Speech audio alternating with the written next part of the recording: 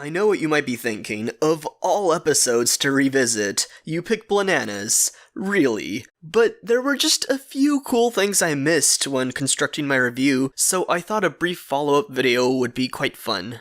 First of all, I did not know that Ble magazine had several appearances throughout Adventure Time before. It was never referred to by name, nor was it ever the focus of a scene, so it's easy to forget about, and I most certainly did. Plus, all the appearances were congregated into a relatively short span of episodes from late Season 3 to early Season 4, which was quite some time ago. The first time Ble made an appearance in Adventure Time was in the episode Marceline's Closet, where Finn was reading it prior to going to sleep.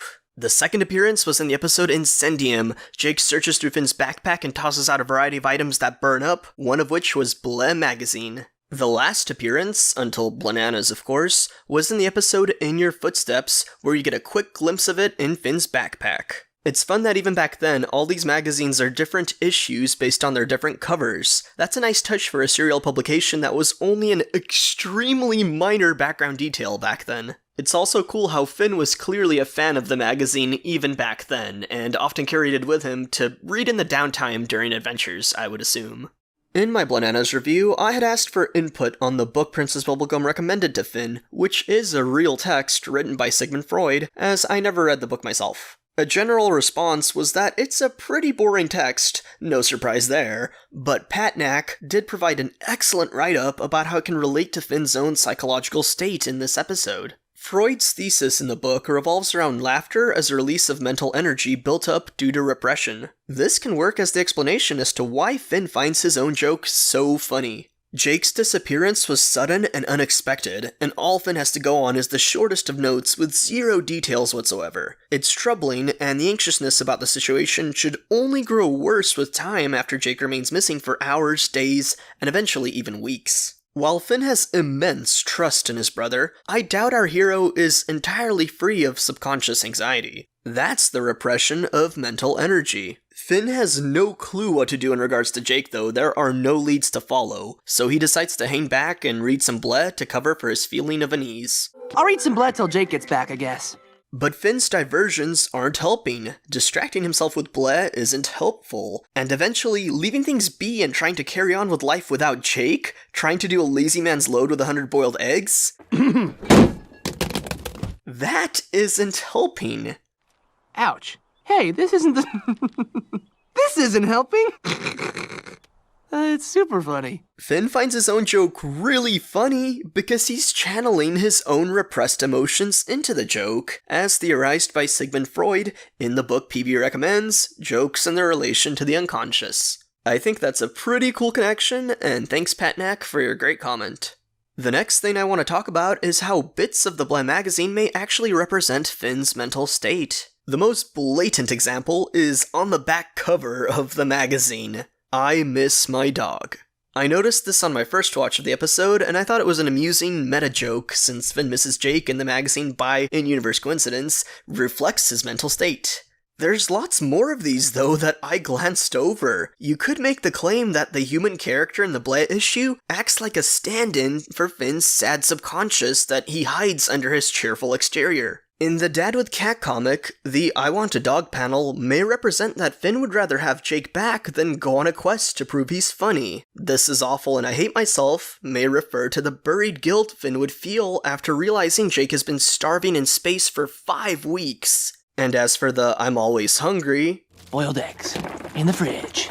And the page Every Day Gets Worse can refer to how every day without Jake gets harder for Finn. While I'll admit these are a little bit of a stretch, I still feel like it's a pretty valid interpretation and fits pretty well considering all the other little clues that relate back to Finn in Ble. I mean, Finn even chose these pages to reappear in the new issue he publishes at the end of the episode. I think that speaks volumes that he found some meaning in them that related to him. That also doubles up for why Finn drew a bunch of dogs for the issue he helped make.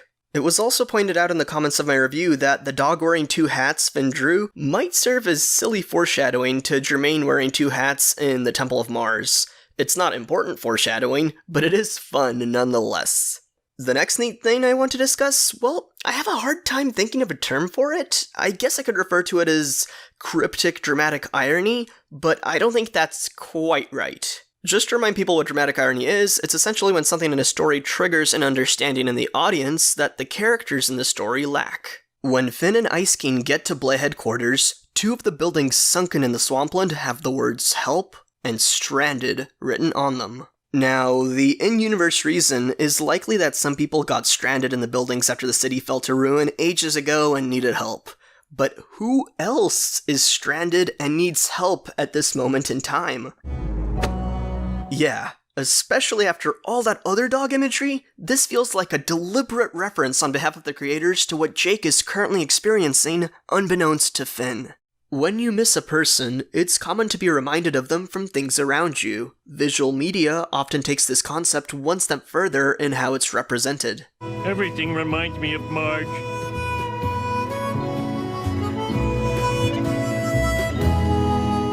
In Blenanas, though, this storytelling convention is flipped on its head. Finn has all these signs that reflect his inner feelings about Jake being missing, but Finn looks completely past them. It's like the world is spelling out Finn's inner feelings, but Finn would rather be happy-go-lucky and refuse to acknowledge it. There's even signs that on the meta level relate to Jake, but Finn obviously has no way to know that. Heck, even we as an audience wouldn't realize these signs are sort of cryptic dramatic irony hidden in the background design on our first viewing, because we didn't even know what's happening with Jake until the next episode. So wait, that actually makes it even more loaded. That makes it like cryptic foreshadowish dramatic irony. As I said, I'm not even sure what term I should be using to describe it. But I do think it's really cool that the Adventure Time crew messed around with elements of storytelling conventions in this manner, and they squeezed some depth into an episode that on the surface level feels like raw hijinks. There's one final little thing I feel like I have to mention because it's gonna get brought up if I don't, and that's this building. At first, from a distance, I thought it simply said "We Love Bleh," but upon closer inspection, that's clearly not it. And I actually have no idea what it was supposed to be spelling out or what this means, so if anybody has any good ideas, let me know in the comments. And thank you for watching, and thank you to all my supporters on Patreon. Before I go, I just want to give a heads up that I'm planning to have a live stream where I rewatch my own Adventure Time videos and provide commentary. I'll be starting with the oldest ones, which were more like vlogs and had face cam, and those will no doubt make me cringe hard because I find them pretty bad. We'll see how live streaming my own content goes. It could be fun, or it could be a total disaster. I'll probably try streaming this event on YouTube, although I normally stream video games on Twitch. I don't have a set date for this yet, but follow me on Twitter if you want updates on things like that. And that's it for this video. See you next time.